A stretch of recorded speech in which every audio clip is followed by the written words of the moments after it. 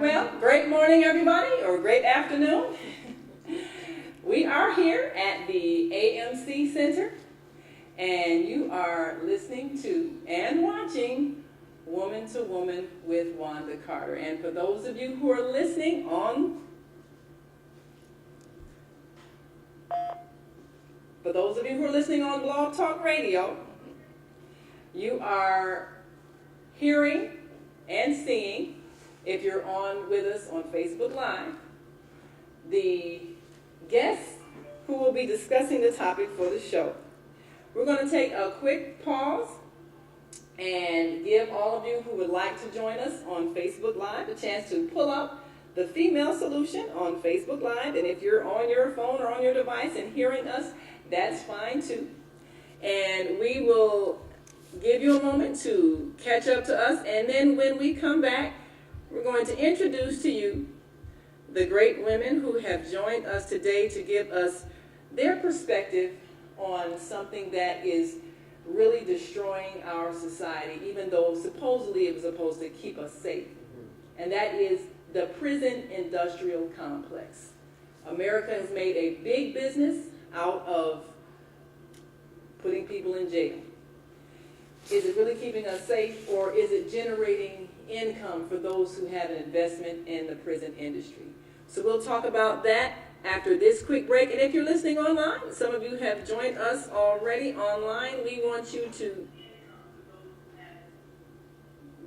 to join this conversation by calling us at 515-605-9325. We'll be right back after this quick break, so stay with us.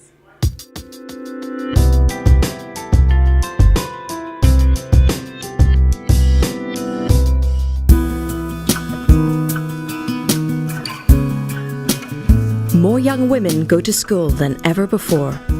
That's good for the girls and the economy. Every extra year of education leads to an average increase of around 9% in GDP per capita. In OECD countries, 15-year-old girls read at a full school year higher than boys. At university level in 2009, nearly 60% of graduates in the OECD area were female. If that trend continues, by 2025 it'll be closer to 70%. And in the Czech Republic, Iceland, Norway, Slovak Republic, and Sweden, there could be almost twice as many female students as male in higher education. But women and men are still choosing different study and career paths. More than 70% of university students in education and 75% of health and social science graduates are women, while some 70% of engineering, manufacturing, and construction graduates are men. Better education means more women work. But many countries are facing the double challenge of an aging population and a falling fertility rate. The challenge is ensuring that more women work and those who want to can go full-time. That will require better childcare and more flexible work conditions. And those pay slips are smaller for women than for men. On average, 16% smaller, and the gap rises to 21% among top wage earners. This glass ceiling extends to the boardroom.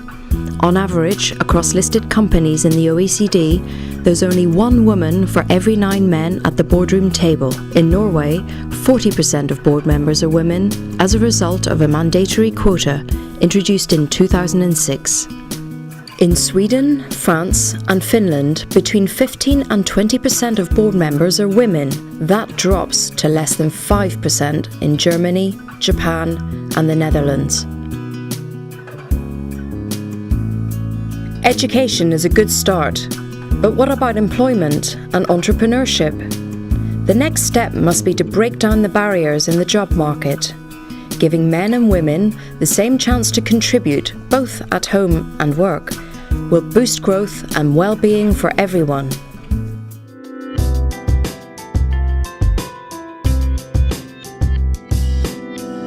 And we are back, and thank you all for joining us. We're having such a great time, and I am excited because we've got some fantastic ladies with us to take a global look at an American problem, but certainly one that affects so many families, and one that we as women have the power to change. So, for those who are just tuning in for the first time, my name is Naima Latif. I'm the executive producer of the Female Solution Radio Show, which you can hear every day, Monday through Friday at 7 a.m. to 9 a.m. And then on Saturdays from 12 noon to 2 p.m. And here Sundays from 5 p.m. to 7 p.m. Central Time. So if you're in another time zone, just calculate when you need to tune in and listen to the Female Solution. And we are about the business of changing the world from the way it is to the way it should be. So starting here, let's go to each of our dear sisters and give us your name, a little bit about yourself so people know who they're listening to. Hey everybody, thank you so much for joining us today. We greatly appreciate your tuning in and having the opportunity to say what you have to say, because we need your participation. So don't think that's not important, because we need you as much as you need us. So, did I say that backwards? You know what I meant. I'm Zelda Robinson, new host on The Female Solution. Monday mornings, 7:30 a.m. until 9 a.m. And I also produce a TV show called the Higher Learning Network.org. Comes on Tuesdays at 6, Wednesdays at 1 on Channel 19. And I'm honored to be here among these great women. And thank you for having me. Thank you for being here. Thank you. Yes. Yes, my name is Bushra Ahmed, and I happen to be traveling right now. And I heard about this radio show. I asked them questions, and before I knew it, I'm sitting here and participating in it. So I think it's a wonderful thing to have things that have female empowerment and questions that our society is facing today, like, are the prisons really doing their job? Are they really doing what they were supposed to be doing, or do we need to find a new system that will work for our people? So I'm happy to be able to participate in this. My name is Bushra Ahmed, and I'm originally, for right now, I'm from North Dakota. Originally, a long time ago, I came from Pakistan. Thank you. Well, thank you, Bushra. All right, we got Pakistan. All right. Okay, absolutely. Yes. All right, creative evening, creative day to everyone out there. I am B. Love. My show is on Saturdays from noon to 2 o'clock. We discuss business. Business is one thing that we need to increase and have more businesses. So at 12 o'clock on Saturdays from 12 to noon, come and join the Female Solution. I host also the show, or the Women Entrepreneurs International. That's a lot to say, you know. So come and join us. I'm pleased to be here to discuss the conversation. All right. Okay, I'm the last one on the panel. My name's Elizabeth Johnson. I don't have a TV show. I don't have a radio show, but I've been participating for quite a while. I'm in health and wellness, and I'm also in education. So this is the topic is very near and dear to my heart.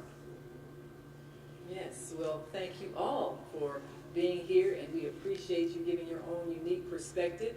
And thanks to our producer, Wanda Carter, for this topic, because, you know, we're affected, and I'm particularly affected.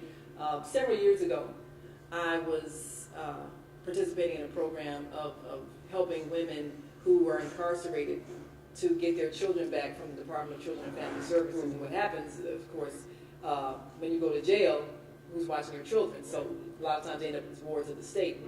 And you can't get them back unless you pass a parenting class. Well, at the time, they didn't have a parenting class. That meant women would get out of jail and their children would be taken care of by some other family. They couldn't even find them. And so that's about the worst thing I can think of as a mother. You know, something happens, you get arrested, you go to jail, and when you get out, your child is gone. You can't even find out where they are. And so what I did is put together a program where, first of all, they would learn their legal rights, and they did have a legal right to find out what foster family had their children. And then they also, we went through the process of writing to that family to let them know that they wanted to reconnect with their child, and then writing a letter to their child saying, I love you, I miss you, you know, mommy made some mistakes and I had to be away from you for a while, but I still love you and I want you to come see me. Because the children really, they go through distress when they get separated from their parents. So that was a large part of the program, is reconnecting them to their children. But I also was able to see the other side of it, because I was at the time teaching in a school where a couple of the children had mothers who were in jail. And they would act out so badly. But then on the weekend where they went to visit their mother, that Monday when they came back, they were calm. So I could see both sides. I could see how the mother was affected. I could see how the child was affected. So when people are in jail, it affects families. Yes, it does. And I, in high school, you know, when I was teaching high school, there were a number of the males in the class. I had one student in particular, his father was in jail and hadn't seen him in a while, and I helped him write a letter to his father. And you know, we sat and talked for quite a while, and he talked about how there were really no men in his family. You know, he was raised by his mother and his grandmother, but this absence of male leadership. He, you know, he confessed me to the gang, and he participated in a couple of gang type things, robberies and so forth. And but he really was missing his father, and so I could see even how he was affected as a student. Of course, he was C, D, F student kind of thing, because he didn't have that fatherly role model. And so when I see how much the prison is affecting our society, and we look at why is this happening, with the statistics show that 85% of the youth that are in prison grew up in fatherless homes, and a lot of times the father's not there because they're in jail.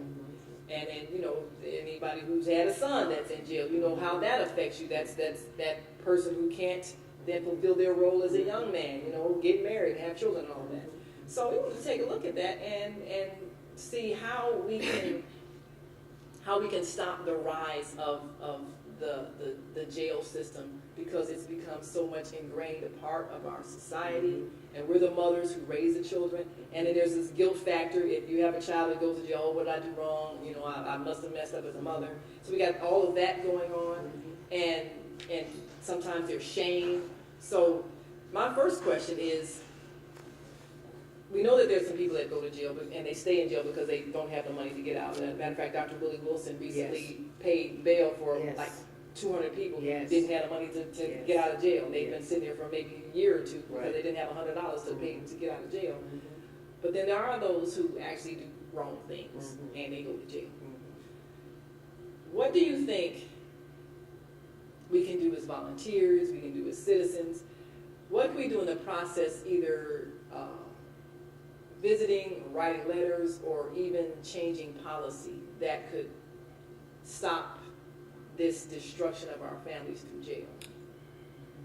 I mean,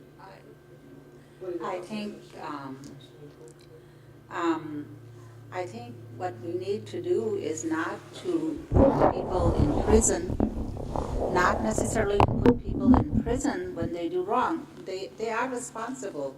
Perhaps they should not be allowed to go be free and go dancing in the evening or drinking in the evening, but I don't think they necessarily have to go to prison to be rehabilitated. They can they can stay with their job, they can stay with their family, and they can stay with some other people or do some other things that they're supposed to be doing and getting better at it and not making the mistakes that they were making that was going to take them to prison. They can maybe have mentors with them. It's more expensive for the time being to put them in prison, but with those mentors, they're learning where they were making the mistakes so they won't make it again, and they will not end up in prison. And by having that mentor, maybe for a year, maybe for 6 months, however it may be appropriate for them to have that mentor, or many mentors maybe, and they are improving themselves. Because that is the purpose of prison. That's why they are going there to be punished. But instead, what we are getting is people who are coming back. They no longer have a home, they no longer have a family, and they are no longer a part of anything. So, and the only thing they can go back, because especially since they don't have a job, they have no money, the only thing they can do is go back. So there we go. We went into this vicious circle, and that never ends. And families are destroyed. The children from that family are destroyed. Everyone pays the price for that. Because now the next family that did not have a father or a mother that was in prison is being hurt by all of this. So if we really want to change, we need to find alternatives to do that. This is one alternative. There may be other alternatives. The one that I'm suggesting is the one that you get a mentor that guides them. I know it seems like an expensive deal than sending them to prisons, and if they are the kind of people who are harmful to society and they do need to be put away, honestly, most of the people in prisons right now are people with mental health problems. Maybe they need to go to a mental health institute and be there as long as they need to be there, and then come out and be functioning in society. The purpose is to have them function in society well for themselves and for the sake of other people. So I think for that reason, I would like to see that kind of a change happen, and not just a prison system that creates crazy jobs, charges crazy taxes, and no one is going anywhere. Thank you very much for listening to me. Well, I thank you so much for that suggestion. I think that makes sense. Because they have the ankle bracelets, you can monitor. I Yes. think if they had people at home, and I think that's an excellent suggestion rather than being shuffled off someplace. It's a double-edged sword about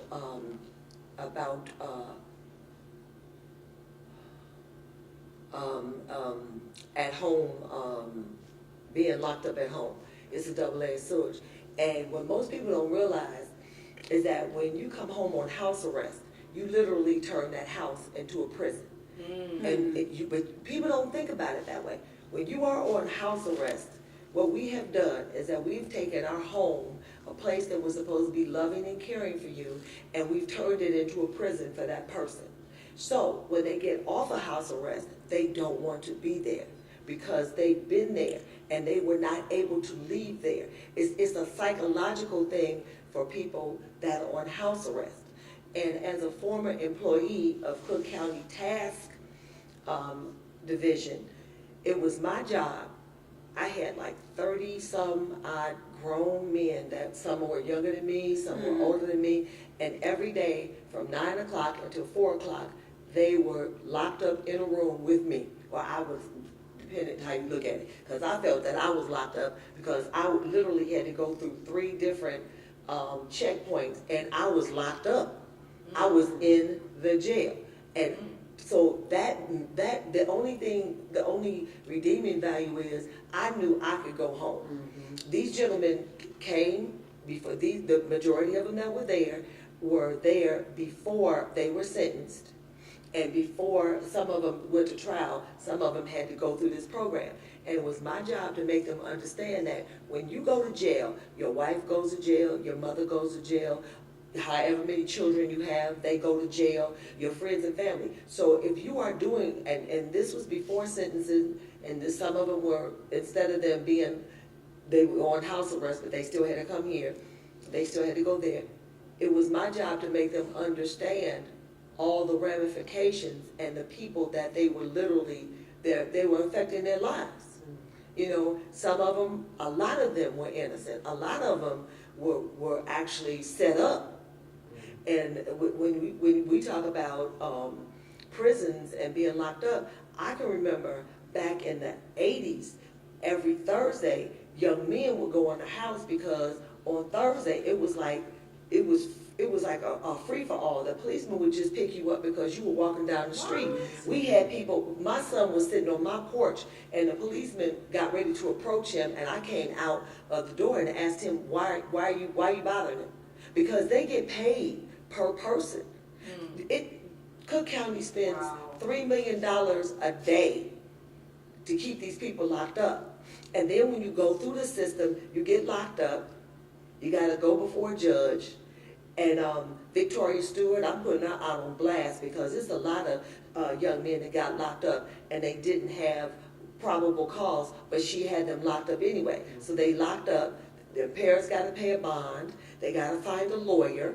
I mean, so it's just a never-ending Yes. cycle. So- Yes, business. yes, It's I a just wanted to business. say my suggestion about their not going to prison and staying outside of the prison would be that they are going to work, that they are going to their child's school appointments. Right, That but there's they a are prison, going but to- there's a difference between prison and jail. Yes. Cook County is jail. Prison is in Pontiac. So So that's like, jail is like you're being temporarily held until you go to trial. yeah, so we Prison is after you've been sentenced. Right. And you're gonna spend, like they've sentenced you for 10 years or whatever. Yes. so what we need to address is jail. Yes. Yeah, 'cause Yeah, we sometimes need to you stay in address jail. because Yeah. Right, because you got people that are You gotta sitting pay to in, get out. you got people that are been sitting in jail for 3-4 years, even before they go to trial. Yeah. So what you're talking about, this needs to be implemented in jail. No, what I'm saying is, let's say that someone is arrested. Once they're arrested, they should not be taken to prison. No, they should not be taken to jail. Prison or jail or any kind of an institution, they need to remain where they are so that they can learn to function where they are, because when that is where they're going to be, at their job, at their home, if they're a student, at their schools, whatever else, Yes. and doing all the functioning that they would have been doing, so that not that they are not being punished, but they are getting through a mentor, they are getting assistance, or they're getting some kind of training so that they can learn to function better, so that they are not caught again by a policeman or whoever. It's not that they weren't doing something wrong, they probably were doing something wrong. And so that they do not do that again, so that they are not arrested again. Okay, And then, of course, we've got calls on the switchboard. Press 1 if you want to speak. 352 if you want to speak. You got something to say, press 1. And we'll come right to you and get your comments.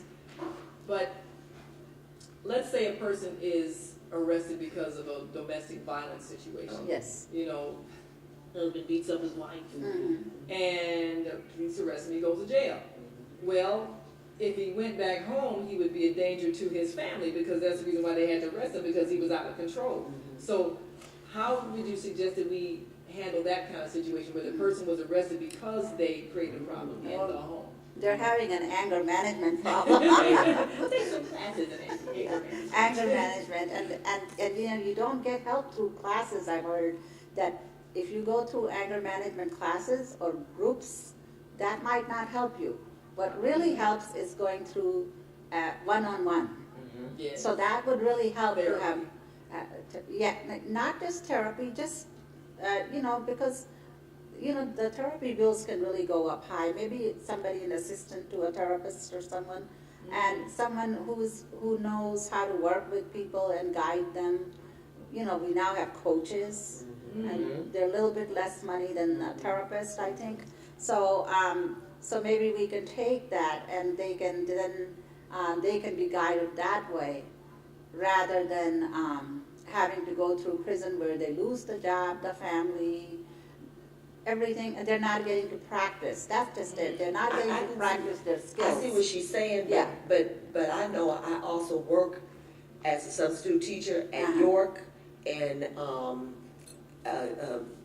Jane Adams, the school that's on Ogden Avenue, and the students that I see, I hate to say it, but the students that I see, they look like they do better where they are, because going to school is a privilege when you locked up. So where you go, where you say where you're teaching is kind of like a juvenile detention? Yeah, they're in jail. No, they're in Cook County Jail. They are in jail. Again, I am locked up. I cannot bring my phone in. I cannot wear any earrings. I cannot do anything. I am in jail. Okay. So you work in jail. I work in jail. And while you're in jail, you're in jail. I'm in jail.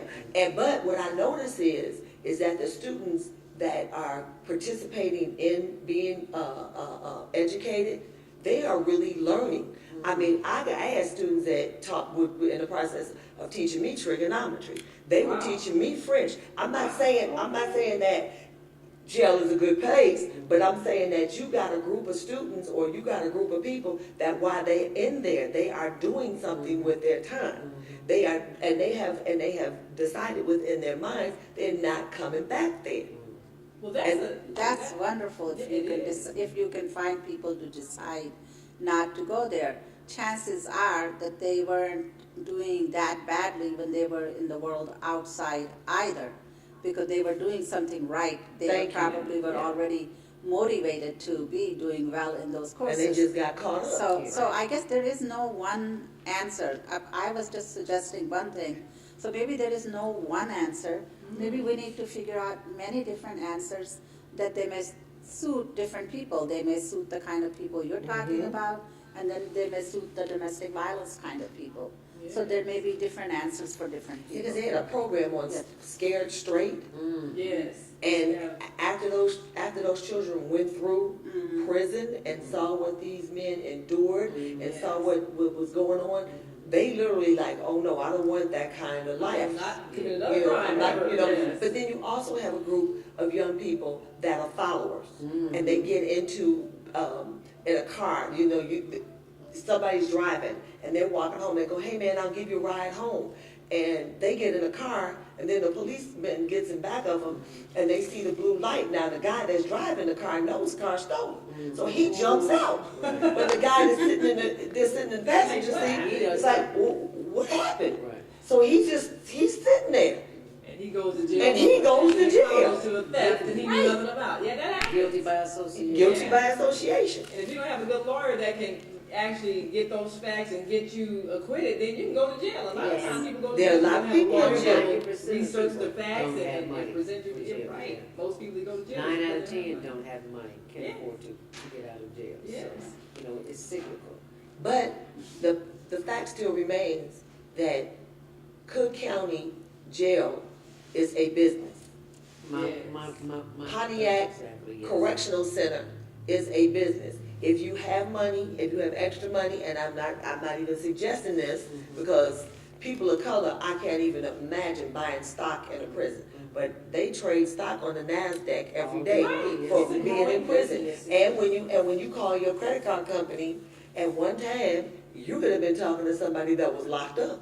Oh yeah, they do telemarketing. That's part of the job that they do in the jails. When people call and they're trying to either sell me something or collect money for something, sometimes I ask them, where are you calling from? Right. Because sometimes they're in jail, but that's a job that they're given. And so you can get low paid labor. Like no paid labor. Or low paid labor. I mean, it's been said it's an extension of the slave system. That's it. It's labor that It's you don't have to form pay. of slavery. It's a new form of slavery. That's why it's profitable, because once you get locked up, you have to do whatever job they give you, and you don't get paid, or if you get paid pennies, 16 cents an hour or something like that. as opposed to $10 or $15 an hour. So yeah, businesses are going to hire jail or prison labor so they can get bigger profits. But then it puts a burden on their family because you have to put money on their books. It's not like I call it Camp Snoopy. Because I mean you can't send any food because Airmark has that locked down. Yes. Right. Maybe Airmark. All of the companies that do business, whether it's paper products or food products, these are contracts that other companies have with the jail. So even the prisons themselves, they have to have a certain percentage of the prison filled. Yes. So they're constantly, just like you mentioned, the quota that police have. The police have a quota of arrests they have to make per month. The jails have a percentage of the sales they have to have filled. So, and I believe they even have an insurance policy on each person that comes in, so that once you come into the prison, then you are an asset. So really? that's